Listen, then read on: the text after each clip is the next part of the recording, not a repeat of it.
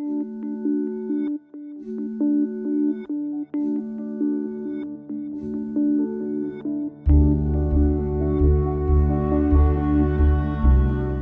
everyone, it's me Kribas Khatiwada from pointzero. So आज चाहिँ हामी मटेरियल एपको बारेमा हेर्दैछौँ जुन चाहिँ एकदमै इम्पोर्टेन्ट छ. सो आजसम्म हामीले app bar, button card, flexible image, row and column, single child scroll view अनि टेक्स्ट विजेट. सो अब चाहिँ हामी मटेरियल एप हेर्छौँ. यो सबै काम भएको चाहिँ मटेरियल एपभित्र नै हो है. सो यो मटेरियल एप चाहिँ नयाँ कुरा होइन. सबै हामीले काम गर्नुको लागि चाहिँ मटेरियल एपै युज गर्छ. तपाईँले मटेरियल एपलाई कसरी बुझ्नुभयो भने चाहिँ यो चाहिँ सबैको प्यारेन्ट्स हो अनि यो सबै चिल्ड्रेन्सहरू है त. मेन चाहिँ मटेरियल एप नै हो. तपाईँको मटेरियल एपकै प्रपर्टिजहरू चाहिँ सबै यहाँ आएको है. यो मटेरियल एपबाट चाहिँ एप बार पनि आएको हो, बटन पनि आएको हो, कार्ड, फ्लेक्स, इमेज, रो, कोलम सबै यसबाट आएको है त. सो अब हामी मटेरियल एपकै आफ्नै प्रपर्टिजहरू पनि छन्, त्यो के हो हेर्छौँ है त. सो त्यसको लागि अहिलेको लागि चाहिँ हामी क्रोम खोलौँ, एउटा क्रोम ब्राउजरमा रन गरौँ. ओके, स्यामसङ क्रोम ब्राउजर खोलिसकेको छ. ओके, यहाँ चाहिँ अब हाम्रो पहिलाको स्क्रोल भ्यू आएको छ. सो यसलाई कमेन्ट गरिदिउँ. अनि अब हामी होममा सिम्पल रूपमा एउटा टेक्स्ट राखी हेरौँ है त. टेक्स्ट ओके, होम भनेर होम. सो नि त यहाँ होम भनेर आयो नि. यो कलर हेर्नु है, कलर कस्तो आएको छ. अब तपाईँले मटेरियल एप मात्रै युज गर्नु भने यस्तो कलर आउँछ.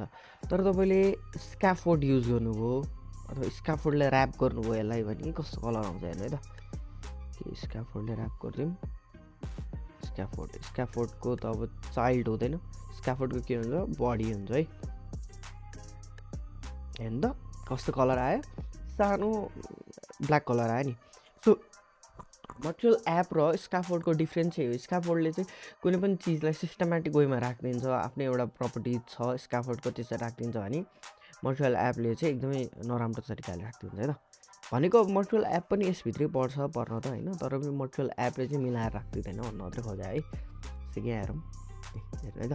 अब यसलाई हामी मिलाउन नि मिल्छ, यो अन्डरलाइनहरू हटाएर सबै गर्न नि मिल्छ है त. ओके, अहिलेको लागि चाहिँ हामी यति मात्रै हेरिरहेको छौँ. सो यति मात्रै हेरौँ. अब यहाँ तपाईँले डिबग भन्ने देखिरहनु भएको छ यहाँ. यो डिबग भनेको चाहिँ अब कसरी हटाउनु त्यसलाई. यो डिबगलाई हटाउन चाहिँ सिम्पल तरिका छ, debugging. So okay, so check mode banner false गरिदिनु भयो भने यो सिम्पल रूपमा हट्छ है. एउटा यो प्रपर्टी छ.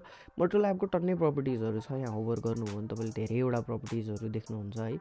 अब मटेरियल एपमा तपाईँले गुगल म्यापहरू हाल्नुभयो भने, सरी कुनै पनि एपमा गुगल म्यापहरू राख्नुभयो भने होइन, अनि लोकेसनहरू ट्र्याक गर्ने राख्नुभयो, अथवा तपाईँले पठाएको जस्तो एप बनाउँदै हुनुहुन्छ भने चाहिँ सबै मटेरियल एपभित्र लोकेसनहरू राख्ने हो. अनि कुनै पनि पेमेन्टहरू इन्टिग्रेट गरिरहनु भएको छ भने सबै हामी मटेरियल एपभित्र राख्छौँ मेनली होइन.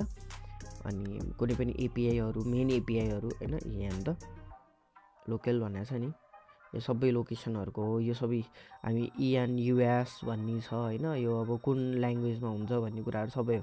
सो आज चाहिँ हामी अब त्यो अलि एडभान्स कुराहरू गर्दैनौँ. आज हामी बेसिक कुराहरू हेर्छौँ जस्तो तपाईँलाई युज गर्दा सजिलो होस् अहिलेको लागि. सो अर्को टाइटल भन्ने छ. टाइटलमा अब जस्तै मैले फ्लटर वेब लेखिदिन्छु अहिलेको लागि. मैले फ्लटर वेब भनेर लेखेँ भने उयो हेर्नु चेन्ज भयो नि. पहिला के थियो हेर्नु है त, डिफल्टमा के थियो, लोकल होस्ट 4986 समथिङ थियो होइन, # समथिङ. अनि अब मैले टाइटलमा फ्लटर वेब दिएँ भने के हुन्छ, यहाँ फ्लटर वेब भन्ने चेन्ज भयो है. ओके, त्यस्तै गरी हामीसँग छ अर्को थिम भन्ने है. थिमभित्र चाहिँ यसले के लिन्छ, थिम डाटा भन्ने लिन्छ. अब यो तपाईँले सिम्पल यसलाई होभर गर्नुभयो भने के लिन्छ, यो टाइप के छ यसको, थिम डाटा लिने टाइप छ, सिधै थाहा पाइहाल्नुहुन्छ है. अनि अब थिम डाटाबाट हामी धेरै कुराहरू चेन्ज गर्नु मिल्छ है. जस्तै कि यसको पनि प्रपर्टिजहरू टन्नै छन् है. यसको त अति नै धेरै कलरहरू, प्रपर्टिजहरू लास्टै धेरै छ. अब के गर्ने, यहाँ सबै यसबाट पनि चेन्ज गर्न मिल्छ है थिम डाटाबाटै. त जस्तै कि एपको एउटा थिम हुन्छ भने हामीले त्यो पनि मिलाएर राख्नु मिल्छ होइन, के छ, ब्ल्याक छ कि त्यसको वाइट थिम छ कि सबै गर्न मिल्छ है. सो अहिलेको लागि ब्राइटनेस हेरौँ. ब्राइटनेसले प्रपर्टी लिन्छ होला. ओके, ब्राइटनेस नै लिन्छ. सो मैले तपाईँहरूको लागि चाहिँ कुनै पनि चिजहरू कन्ट पार्नु पर्दैन भनेको छु है। सबै कुरा तपाईँले होभर गर्नु पनि देखिहाल्नुहुन्छ। सो डार्क राख्दिउँ अहिलेलाई, अन्त केही नै भएको छैन है, ब्राइटनेस डार्क राखिदिँदा नि। ओके, डार्क राखिदिउँ। एन्ड अब प्राइमेरी कलर भनेर यसरी दिन पनि सक्नुहुन्छ, प्राइमेरी कलर्सहरू है, कलर्स डट रेड यसरी दिन पनि सक्नुहुन्छ, अथवा ओरेन्ज दिइराखौँ, ओरेन्ज यसरी प्राइमेरी कलरहरू पनि दिन सक्नुहुन्छ। प्राइमेरी कलरहरू भनेको चाहिँ अब जस्तै तपाईँले कुनै पनि यहाँ आइकन्सहरू युज गर्नुहुन्छ त्यसको कलर्सहरू होइन, प्राइमेरी कलर्सहरू। ओके, अनि टेक्स्ट थिम भन्ने पनि छ अर्को यहाँ। टेक्स्ट थिमभित्र चाहिँ अब टेक्स्ट थिम भन्ने नै लिन्छ यसले होइन। ओके, यहाँ होभर गर्नु भने देख्नुहुन्छ टेक्स्ट थिमै लिन्छ। अनि टेक्स्ट थिमभित्र चाहिँ अब यहाँ के छ, बडी टेक्स्ट 1 छ, बडी टेक्स्ट 2 छ, बडी स्मल छ। अहिले हामी 2 मा जाऊँ। कलर्स डट ओके, बडी टेक्स्टले चाहिँ हाम्रो अब यो चाहिँ एउटा कुन प्रपर्टिजमा काम गर्छ भने यो चाहिँ हामीले टेक्स्टमा हेरेको छौँ टेक्स्ट स्टाइल भन्ने। सो यसले टेक्स्ट स्टाइल दिन्छ, होभर गरेर हेरौँ, यो टेक्स्ट स्टाइल दिन्छ। अनि टेक्स्ट स्टाइलभित्र कलर राख्नु, कलर्स डट ओके ओरेन्ज राखौँ। ओके, यसरी नै हामीले कलरहरू टेक्स्टमा राख्न मिल्छ। जस्तै कि फेरि अर्को एउटा बडी 1 राखौँ है त, बडी टेक्स्ट 1 राखौँ, कपी पेस्ट। अहिले म यसलाई स्क्याफोल्डलाई ऱ्याप गरिदिन्छु, स्क्याफोल्ड बडी। ओके, तपाईँले यहाँ देखिसक्नुभयो अघि केही पनि चेन्ज भएको थिएन, अहिले मैले स्क्याफोल्ड राखेपछि के भयो, डार्क थिम पनि चेन्ज भएछ, अनि प्राइमेरी कलर ओरेन्ज भयो। प्राइमेरी कलरलाई एकछिन अफ गरिदिउँ। ओके, थिम कलर हेर्नु त, यो बडी 1लाई पनि एकचोटि कमेन्ट गरिदिउँ है त, भने चाहिँ के मात्रै चेन्ज भएको रहेछ, के भएको रहेछ हेरौँ है त। सो अघि यति कुराहरू नराख्दाखेरि के भएको थियो एकचोटि त्यो पनि हेरौँ, थिम डाटा यति नराख्दाखेरि के भएको थियो। ओके वेट है त, यहाँबाट रहेछ थिम डाटा। ओके, यति नराख्दाखेरि के भएको थियो हेरौँ है। यति नराख्दाखेरि सिम्पल एउटा डिफल्टमा हाम्रो जस्तो खाले टेक्स्ट आउँथ्यो, यो टेक्स्ट त्यही नै आएको हो, केही पनि भएको होइन हेर्नु त। ओके, डिफल्टमा जुन टेक्स्ट थियो नि एउटा स्क्याफोल्ड बडीभित्र टेक्स्ट जुन थियो त्यसकै कलर आएको हो। अब मलाई कलर चेन्ज, यो टेक्स्टको कलर चेन्ज गर्नु पऱ्यो भने म के गर्थेँ, कमा स्टाइल टेक्स्ट स्टाइल दिन्थेँ। अब त्यसरी नगर्दा पनि हुन्छ, तपाईँले यहाँ सिधै सिम्पल टेक्स्ट थिममा गएर थिम डाटाभित्र गएर यहाँ टेक्स्ट थिम भन्ने छ, त्यहाँ गएर सिधै बडी टु थिम स्टाइलभित्र कलरहरू दिन सक्नुहुन्छ, अथवा यसको फन्ट साइजहरू दिन सक्नुहुन्छ है। अब जस्तै एकचोटि यतिलाई मात्रै रन गरी हेरौँ।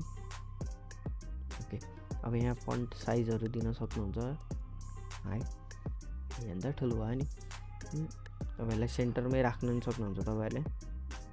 अब तपाईँले यो डार्क मोड आएको छ, सो यो डार्कलाई तपाईँले लाइट गरिदिनु भयो भने लाइटमा जान्छ है, डार्क लाइट मोड भन्ने हो। सो यसरी हामीले एपको कुनै पनि चिजहरू चेन्ज गर्न मिल्छ। सो थिम डाटामा तपाईँले हेर्नुभयो भने धेरैवटा कार्ड कलर्सहरू छ, क्यानभास कलरहरू छ है, डिभाइडरहरूको कलरहरू छ, फोकस कलरहरू छ, सबै कलरहरू तपाईँले यहाँ राख्न सक्नुहुन्छ, प्राइमेरी डार्क कलरहरू। अनि अब जस्तै कुनै चाहिँ कस्तो हुन्छ भने डिफल्ट कलरहरू राख्नुपर्ने हुन्छ टेक्स्टहरूको है, कुनै एपमा एउटै खाले कलर हुन्छ, कुनैको स्न्याक बक्सहरू, अब जस्तै माथिबाट आउने बक्सहरू होइन, अलर्ट बक्सहरूको कलरहरू सेमै राख्नुपर्ने हुन्छ कि, त्यो राख्नुको लागि चाहिँ यसले एकदमै हेल्प गर्छ। अनि अर्को यसको मेन भनेको चाहिँ मटेरियल एपको चाहिँ मेन भनेको चाहिँ जस्तो कि तपाईँको राउटिङहरू राख्न भयो है, अहिले हामीले राउटिङहरू पढाएको छैनौँ, नेभिगेसनहरू ग्लोबल कि नेभिगेसनहरू होम त भइ नै हाल्यो छैन, कलर्सहरू थिम्सहरू पनि भइहाल्यो।